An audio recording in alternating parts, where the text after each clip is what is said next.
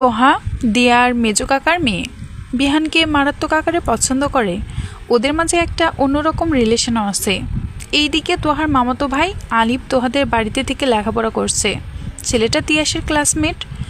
তোহারা 3 ভাই বোন, রুষা, তোহা, তিয়াস। দিয়া আর আবির 2 ভাই বোন। দিয়ার বাবা ফ্যামিলির বড়। দিয়া ভয়ে ইজি বাইক থেকে নেমে হাঁটা শুরু করেছে। দিয়ে জানে বিহান তিল থেকে তাল বানিয়ে দেবে। গরমে এতটা রাস্তা সে কীভাবে হেঁটে যাবে। বিহান নামটাই দিয়ার জীবনে অভিশাপ। এ নিয়ে কতবার আম্মুর কাছে বকা শুনিয়েছে তার ঠিক নেই। হাঁটতে হাঁটতে বড্ড ক্লান্ত হয়ে পড়েছে দিয়া। পিঙ্ক কালারের গাউন পরে হাঁটছে দিয়া। দিয়া দেখতে খুব ইনোসেন্ট একটা মেয়ে। এবার ইন্টার ফার্স্ট ইয়ারে পড়ে। গায়ের রং উজ্জ্বল শ্যামলা। জোরপূর্বক সায়েন্স নিতে হয়েছে তাকে। এটা বিহানের হুকুম। হঠাৎ দিয়ার পাশে বাইকে হর্ন দিচ্ছে কেউ। দিয়া পাত্তা না দিয়ে হেঁটেই যাচ্ছে। বাইক থামিয়ে হেলমেট খুলে বিহান বলল, এই তুই কি দিন দিন কানে কম শুনতেছিস দিয়া? দিয়া একবার তাকে চমকে যায়। এই কি বিহান ভাই এই ফাঁকা জায়গা টার্গেট করে বাইক থামালো কেন? কি তার উদ্দেশ্য? এই প্রথমবার পাবলিক প্লেসে বিহান ভাইকে অপমান করেছি। উনি কি তারই প্রতিশোধ নেওয়ার জন্য এই জায়গাটা টার্গেট করেছেন? জীবনে উনি যত মেরেছেন আমাকে, আমার বাবা মা অতটা মারেনি। কি বলবেন উনি এখন? এখানে কি থাপ্পড় মারবেন নাকি 100 বার কান ধরে উঠবোস করাবেন? কিছুই বুঝছি না। দিহান ভাই কি হয়েছে? বাইকে ওঠ। তুই কি পাগল হয়ে গেছিস দিয়া? এই গরমে কেউ হাঁটে নাকি? না, আমি রাস্তার মেয়ে। আপনার মতো হ্যান্ডসাম ছেলের বাইকে কিভাবে উঠি? আর বাপের টাকার কেনার বাইক আপনার।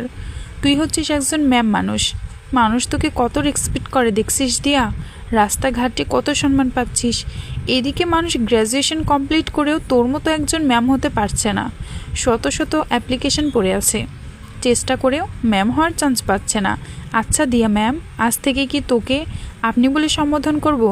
দিয়া বুঝতে পারলো ইজি বাইকের ওই ছেলেটার জন্য বিহান তাকে ভদ্র ভাষায় অপমান করছে। কিন্তু কিচ্ছু করার নেই। আম্মুর হাতের মাইর থেকে বাঁচার জন্য বিহানকে এখন সহ্য করতেই হবে। বিহান ইচ্ছাকৃত হর্ন বাজিয়েই যাচ্ছে। বাইকের হর্ন তার কান ঝালাপালা করে তুলল।